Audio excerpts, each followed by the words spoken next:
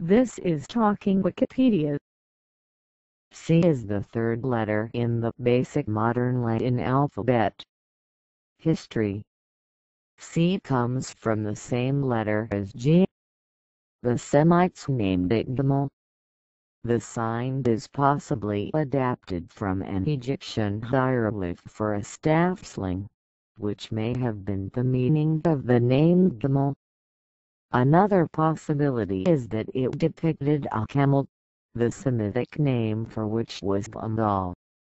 In the Etruscan language, plosive consonants had no contrastive voicing, so the Greek G gamma was adopted into the Etruscan alphabet to represent /k/. Already in the Western Greek alphabet, gamma first took a form in early Etruscan, then in Classical Etruscan. In Latin it eventually took the C form in Classical Latin. In the earliest Latin inscriptions, the letters C, K, Q were used to represent the sounds /k/ and /g/ which were not differentiated in writing. Of these, Q was used to represent /k/ or /g/ before a rounded vowel, K before A, and C elsewhere. During the 3rd century BC, a modified character was introduced for /g/, and C itself was retained for /k/. The use of C and its variant G replaced most usages of K and Q.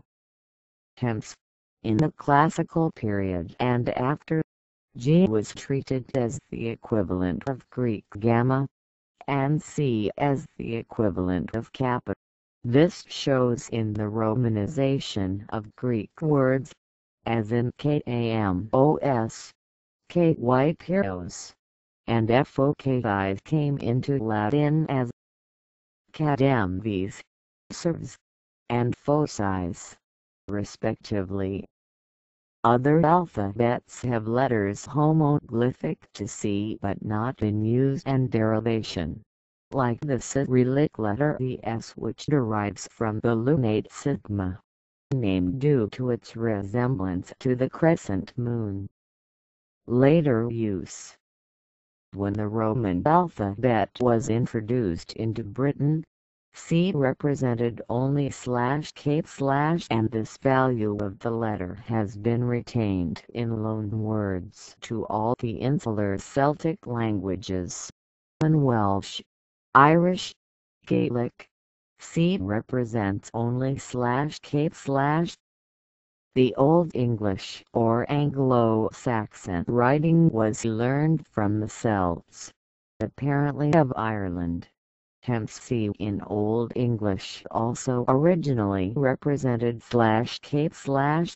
The modern English words kin, break, broken, thick, and seek all come from Old English words written with C. Sign, bricken, brosen, ICC, and COC.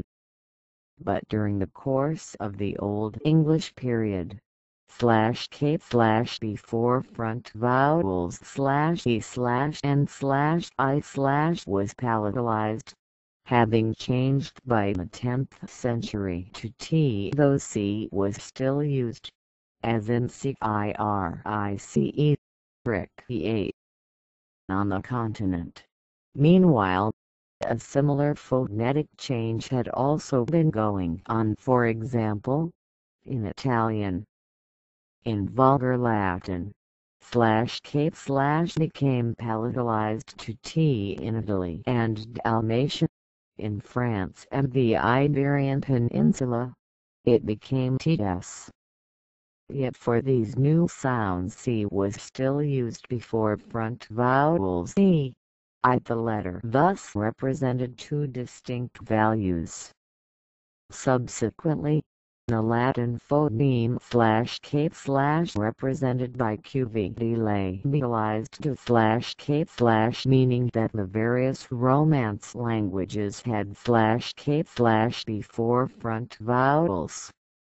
In addition, Norman used the Greek letter K so that the sound /k/ could be represented by either K or C, the latter of which could represent either /k/ or /ts/ depending on whether it preceded a front vowel or not. The convention of using both C and K was applied to the writing of English after the Norman conquest, causing a considerable respelling of the Old English words.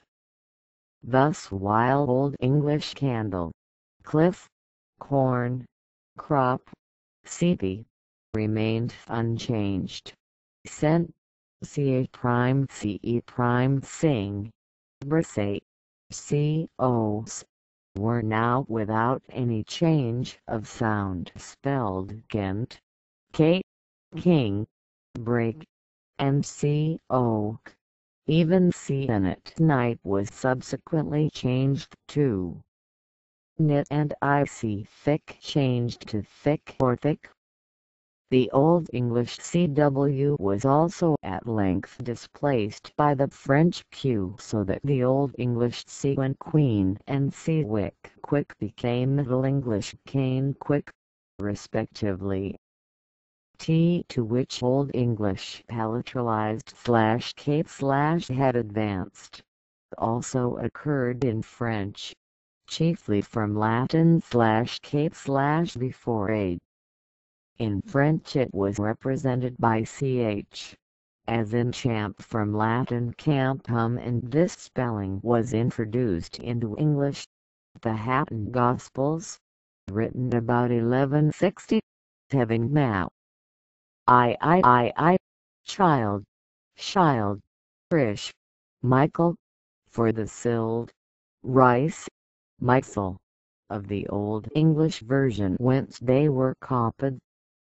In these cases, the Old English C gave place to KQCH, but, on the other hand, C in its new value of /ts/ came in largely in French words like perception, temperance, grace, and was also substituted for ts in a few Old English words, as milk set, blitzy, and in early Middle English milsa, bleedsy, and by the end of the 13th century both in France and England, this sound /ts/d to /s/, and from that time seed has represented /s/ before front vowels either for etymological reasons, as in lance, scent, or in defiance of etymology to avoid the ambiguity due to the etymological use of s for /z/, as in ace, mice, once, pence, defense. Thus, to show the etymology, English spelling has devise, instead of advis, devise, which while advice, device, dice, mice, twice, etc., do not reflect etymology. Example has extended this to hence, pence, defense, etc., where there is no etymological necessity for C. Former generations also wrote sense for sense. Hence, today the Romance languages and English have a common feature inherited from Vulgar Latin, where C takes on either a hard or soft value depending on the following vowel. In the orthographies of English, French, Spanish, and Portuguese, C represents the soft value before E or I and a hard value of /k/ elsewhere. However, as with everything else regarding English spelling, there are a number of exceptions. Soccer and sell are words that have /k/where/s/ would be expected. The pronunciation of the soft value varies by language. In the orthographies of English, French, Portuguese, and Spanish from Latin America and southern Spain, the soft C value is /s/. In the Spanish spoken in northern and central Spain, soft C is voiceless dental fricative //. In Italian and Romanian, soft C is T. Other language orthographies use C to represent other sounds.